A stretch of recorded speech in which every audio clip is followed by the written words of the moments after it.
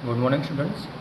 सो आज के लेक्चर में हम देखने वाले हैं अपना next topic, that is a tool holder for CNC machines. ठीक है, लास्ट लेक्चर में हमने टूल होल्डर का टॉपिक शुरू किया था, तो आज के लेक्चर में हम उसको क्या करने वाले हैं, कंटिन्यू करने वाले हैं। ठीक है, तो आज हम देखेंगे कि tool holder for CNC machines, यानी कि सीएनसी मशीन्स के लिए कौन कौन से टूल होल्डर हम लोग यूज़ करते हैं। ठीक है,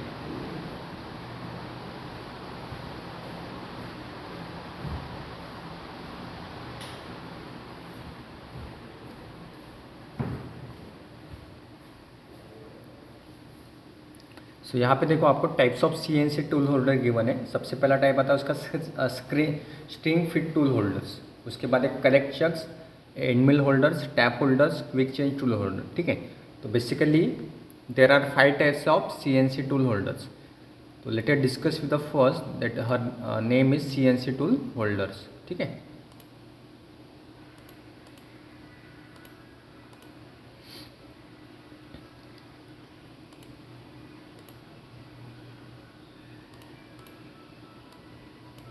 पहला कौन सा है आपका सीएनसी टूल होल्डर्स।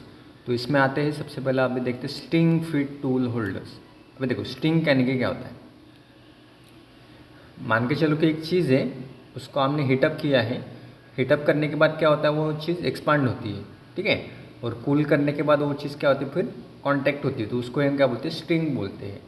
तो अभी इस चीज़ में हम क्या करने वाले हैं, ये जो यहाँ पे जो आपको टूल होल्डर गिवन है ये वाला, ठीक है, देखो यहाँ पे लिखा है हीटिंग कूलिंग पोजीशन फॉर स्टिंकेज। स्टिंकेज यानी कि कम होना, सिकुड़ना, उसको हम क्या बोलते हैं, स्टिंकेज बोलते हैं। तो अभी इस टूल होल्डर में हम क्या करेंगे, as a name indicates string fit tool holders are design on the principle of heating and cooling. इसको जो हीटिंग किया है उसका basically principle heating and cooling वाला, यानी कि उसको हीटअप करना है, हीटअप करने से वो एक्सपांड होगा, यानी कि टूल उसमें फिट हो जाएगा, और जब निकालने की बारी आएंगे तब उसको क्या करना पड़ेगा, ठंडा करना पड़ेगा। ठंडा करने से फिर वो इजीली रिमूव हो जाएगा।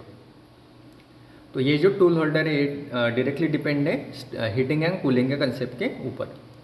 So this method allow the holder to firmly grip the tool selected for efficient process. Each string tool holder is manufactured with an inside diameter slightly smaller than the shank diameter of the cutting tool.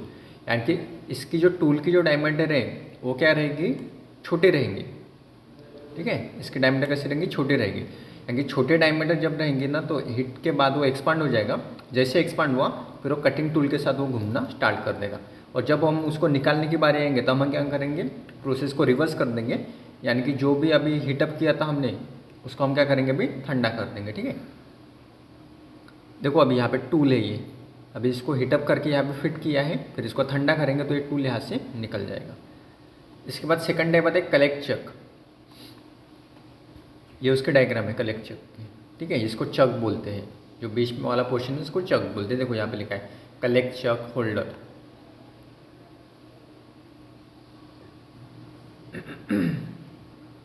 अभी देखो इसके बारे में क्या बताया यहाँ पे, it is a type of chuck that form a collar around an object or tool to be held and exert a strong clamping force when it is tighten by means of tapered outer collar. यानी कि जब हम यहाँ पे tool fit करेंगे ना तब उसको एक्सटर्नल फोर्स देके हमको यहाँ पे उसको टाइट करना पड़ेगा। Collet chucks hold a grip the end mill with a slotted collar. They are the best suitable for holding small size tool, यानी कि जो छोटे साइज के जो टूल्स रहते हैं उसको होल्ड करने के लिए कलेक्ट चक का हम क्या करते हैं, इस्तेमाल करते हैं। They are relatively cheaper as compose to other tool holders. ये मतलब सस्ता है अदर टूल होल्डर से, ये कैसा है, चीप है। Various size are available and each collecting series will grip a range of tool size. It is provided good done and gripping from force of ferrous operations. ठीक है, यहाँ पे उसको हम फिट करते हैं यहाँ पे। ठीक है, उसके बाद नेक्स्ट आता है आपका end mill holders, third type, इसका नाम है एंड मिल होल्डर्स। ये वाला है end mill holders. They are provided with a small nose diameter and available in variety of lengths, मतलब बहुत सारे लेंस में ये भी अवेलेबल है। इसका देखो एंड नोज के जैसा है। It uses a set screw to secure the cutting tool depending upon the type of mill holder design. It may accept single और डबल एंड टूल्स, यानी कि इसमें सिंगल या फिर डबल एंड टूल्स अवेलेबल रहता है। End mill holders are provided with a slight amount of clearance for easy inserting an end mill into the holder. मतलब थोड़ा क्लियरेंस वहाँ पे गिवन है, क्लियरेंस की वजह से क्या होगा, जो टूल है वो इजीली यहाँ से फिर रिमूव हो सकेगा। The force of set screw pushes the end mill to one side, this making small amount of run out. यहाँ पे जो स्क्रू है ना अभी, उसको स्क्रू को हम टाइट करके हम उसको इजीली इंसर्ट कर सकते हैं, ठीक है। नेक्स्ट है tap holders. So this type of holder are suitable for holding various types of taps for threading operation. यानी कि जब हम थ्रेडिंग ऑपरेशन करते हैं, टैपिंग ऑपरेशन कहाँ पे होता है, जब अगर इंटरनल थ्रेड अगर करना होगा अपने को, तो हम क्या करते हैं, थ्रेडिंग ऑपरेशंस करते हैं, टैपिंग करते हैं उसको, tapping. It includes rigid tapping holders, टेडल floating tap holder which can compensate for misalignment between work piece and cutting tool. मतलब इससे क्या होता है, मिस अलाइनमेंट को हम मतलब इसको अवॉइड कर सकते हैं। Cartridge tap holder with tension are also quick changeable with the compact design. ये ऐसा रहता है वो टूल होल्डर्स। ये टैपिंग वाला है, मतलब इंसर्ट करके हम इसको फिर इंटरनल हम उसको क्या कर सकते हैं, थ्रेडिंग कर सकते हैं। उसके बाद एक क्विक चेंज टूल होल्डर्स। तो as name suggest they are designed so that cutting tool can be easily position with the spindle of the machines. Quick change tool holder has the facility to quickly tools in machine spindle on located with the minimum of external force and which will set easily to the size ready for machining operation without further adjustment। मतलब इसमें tool को बार बार adjustment करने की ज़रूरत नहीं है, ठीक है। क्विक चेंज यानी कि जल्दी से हम उसको क्या कर सकते हैं, टूल होल्डर को हम इजीली हम रिप्लेस कर सकते हैं, ठीक है। तो ये हो गए अभी CNC के टूल होल्डर्स। इसके बाद वाला टॉपिक है tool sharpening of single point cutting tool, ठीक है। इसके ऊपर क्वेश्चनिंग आता है, इंपॉर्टेंट टॉपिक है ये। So it is the process of grinding the cutting edge of tool and the correct angle when it is was used repeatedly and last cutting ability। मतलब हम उसमें क्या करते हैं, ग्राइंडिंग ऑपरेशन परफॉर्म करते हैं। क्योंकि अगर किसी टूल का अगर एज हमको अगर शार्प करना होगा तो हम प्रोसेस यूज़ करते हैं ग्राइंडिंग वाली, ठीक है। अभी क्या ज़रूरत है, रिशार्पनिंग क्यों करना चाहिए? To maintain accuracy of machine process, to obtain good quality finish, to reduce friction wear due to the blunt tool edge. Blunt यानी कि मतलब अनवांटेड शेप आ जाते हैं या फिर उसके जो शार्पनेस है वो कम हो जाती है, तो उसको ब्लंट बोलते हैं। To improve the life of cutting tool, ये भी इंपॉर्टेंट है, उसकी लाइफ इंप्रूव करने के लिए हम इसको क्या करते हैं, यूज़ करते हैं। तो सभी के सभी पॉइंट्स इंपॉर्टेंट है। अभी मेथड ऑफ रीशार्पनिंग, इसके कुछ मेथड्स हैं। सबसे पहले using tool end cutter grinder, bench grinder, ठीक है। ग्राइंडर, अभी बेंच ग्राइंडर क्या होता है, high speed steel cutting tools are grinded using a soft or medium aluminum oxide of grinding wheels. A bench or tool and cutter grinder without a fitting table is provided for the purpose. Carbide tips tools are grinded by using a grinder with facility of fitting table is used. The silicon carbide or diamond grinding wheel is suitable।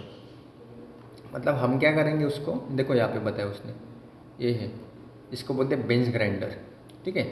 यहाँ पे एक grinder provide किया है, एक tool test है, यहाँ पे हमने टूल रखा। अभी टूल से हम क्या करेंगे, इसको ग्राइंडिंग करेंगे। उसके बाद एक टूल एंड कटर ग्राइंडर है, देखो एक कटर ग्राइंडर बोलते हैं इसको।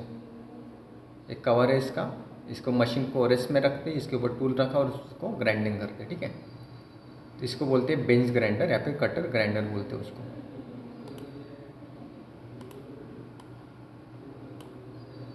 ठीक है। फिर प्रोसीजर फॉर रीशार्पनिंग, क्या प्रोसीजर है? Select proper grinding wheel as per type of tool. मतलब सबसे पहले आपको जो ग्राइंडिंग व्हील उसको सिलेक्ट करना पड़ेगा। Use safety goggle to protect eyes against the micro level flying particle during the tool grinding, क्योंकि यहाँ से माइक्रो लेवल पार्टिकल उड़ सकते हैं, ठीक है। तो गॉगल वेयर करना कंपलसरी है। Mount the tool bit in the tool holder for safe grinding with tool angle should be ground in the following order. Initially grind the side cutting edge angle with the side relief angle. मतलब जो relief angle वाला portion है ना, ये वाला, सबसे पहले यहाँ का भाग आपको, यहाँ का जो पोर्शन है उसको आपको क्या करना है, शार्प करना है। Grind the end cutting edge an angle and nose detach with the end relief angle. उसके बाद नोज वाला पोर्शन लेना है। At last grind side rake angle and back rake angle. उसके लास्ट में आपको साइड रैक एंगल और back rake angle को क्या करना है, ग्राइंड करना है। After resharpening examine its cutting edge for the correct function and regrind to achieve the better result. उसके बाद आपको उसको चेक करना है प्रॉपर वर्किंग कर रहा है कि नहीं करना है। अगर नहीं करता होगा तो फिर से आपको उसको क्या करना है, रीग्राइंड करना है। इसके ऊपर क्वेश्चन आया है एग्जाम में।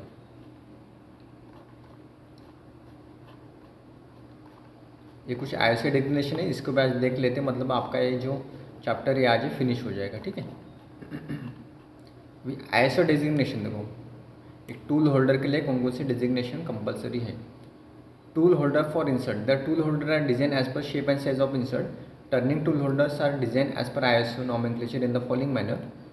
When identification of tool holder for turning is required, then there are mainly 4 parameter. मतलब 4 पैरामीटर के ऊपर ये डिपेंड है टूल होल्डर को सिलेक्ट करना. सबसे पहला है insert shape. It is decided by the counter shape that you want to turn.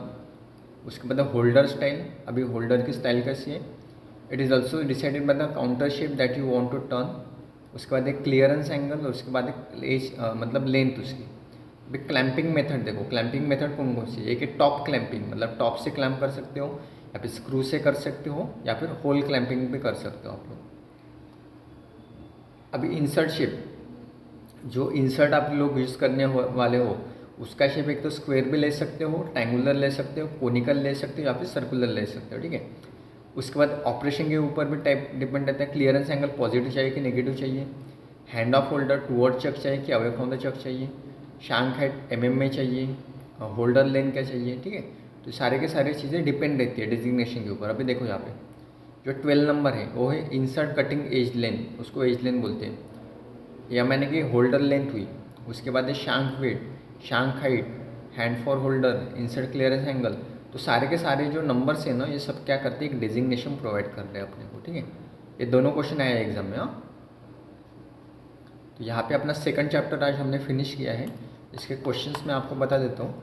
मैंने मैक्सिमम क्वेश्चन कवर करने की कोशिश की है, लेकिन इसके अलावा अगर कुछ क्वेश्चन बचे होंगे तो मैं एक्स्ट्रा कुछ लेक्चर लेके मैं आपको करके दे दूँगा. ठीक है.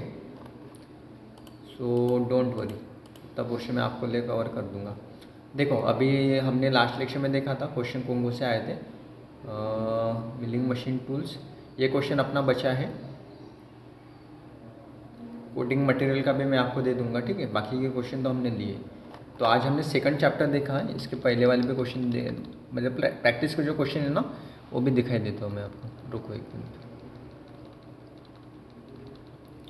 उसके साथ साथ आपको ये वाले क्वेश्चन भी करने हैं. ये वाले list any 4 tool materials, ISO designation ये भी लिया है हमने. CBN PCBN भी लिया है. मिलिंग मशीन के लिए टूल होल्डर्स भी लिया है. टूल शार्पनिंग मेथड भी लिया है. कार्बाइड इंसर्ट का भी आईएसओ डेजिग्नेशन लिया है. इसके प्रॉपर्टीज़ भी लिए. सब कुछ हुआ है. ये सभी क्वेश्चन हमने कवर किए. अभी एक दो क्वेश्चन जो बचे हैं ना मैं आपको एक्स्ट्रा लेक्चर लेके वो कवर कर दूंगा. ठीक है. तो यहाँ पे अपना सेकंड चैप्टर फिनिश हुआ है. उसके बाद हम अपना third chapter locating and clamping device हम नेक्स्ट लेक्चर से स्टार्ट कर देंगे. ठीक है. Thank you.